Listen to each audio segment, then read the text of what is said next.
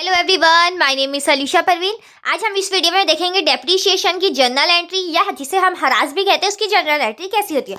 तो सबसे पहले हम अगर किसी स्थायी संपत्ति को क्रय करते हैं, जैसे कि फॉर एग्जांपल हमने यहाँ एक क्वेश्चन लिखा है 20,000 की मशीन खरीदी, तो हम मशीन जब खरीदते हैं तो उसका हम एंट्री क्या करते हैं। मशीन हमारा क्या है, स्थायी संपत्ति, तो उसके हम नाम से उसका अकाउंट खोलते हैं। तो मशीन खाता यहाँ पे हमने किया डेबिट 20,000 रुपये से, और उसके बदले में हमने पेमेंट किया था रोकड़ या बैंक से, तो उसे हम कर देंगे रोकड़ या बैंक खाता आपका क्रेडिट। डेप्रीशिएशन निकालने के दो मेथड होते हैं, स्थायी किस्त पद्धति और घटती किस्त पद्धति।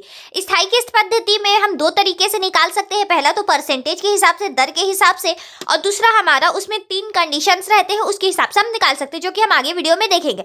और हमारे घटती किस्त पद्धति में केवल एक ही तरीका होता है, जो कि दर के हिसाब से होता है। तो चलिए हम इसे स्टार्ट करते हैं। अब देखिए, इसमें हमारा डेप्रीशिएशन लगेगा, जैसे कि यहाँ पे है 20,000 की मशीन पर 10% की दर से हरास लगाया, तो इसका हम सबसे पहले डेप्रीशिएशन हरास का अमाउंट निकाल लेंगे। तो उसे हम कैसे निकालेंगे, यहाँ पे 20,000 रुपये हमारा मशीन का मूल लागत है, उसमें हम 10% परसेंटेज हटा तो हमारा आया 100।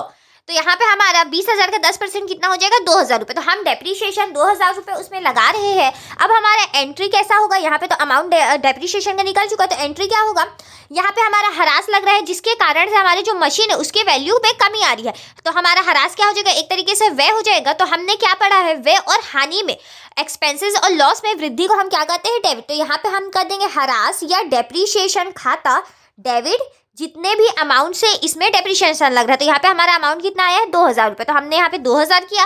अब देखिए हम क्रेडिट क्या करेंगे, तो हमारा स्थायी संपत्ति में उसके वैल्यू में तो कमी आ रहा है, तो जब संपत्ति के वैल्यू में कमी आता है तो उसे हम क्या करते हैं, क्रेडिट। तो यहाँ पे हम मशीन का अकाउंट को कर देंगे उतने ही अमाउंट से क्रेडिट। इसका हम नरेशन कैसे लिख देंगे, मशीन पर हरास लगाए, या इसे हम डिटेल में लिखना चाहे तो 20,000 की मशीन पर 10% की दर से हरास लगा।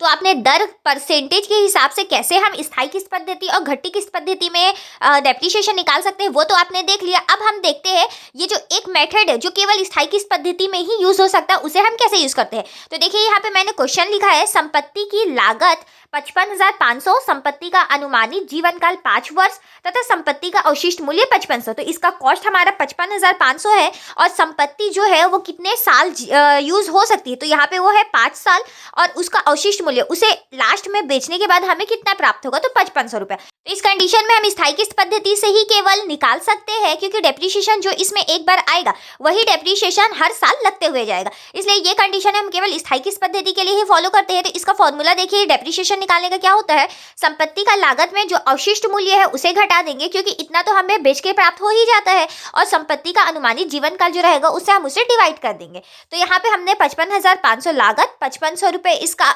अवशिष्ट मूल्य, और डिवाइड बाई हमने 5 वर्ष जीवन काल जो कि है उसे किया है। तो हमारा 55,500 से 5500 गया, तो हमारा 50,000 आया, और डिवाइडेड बाय 5।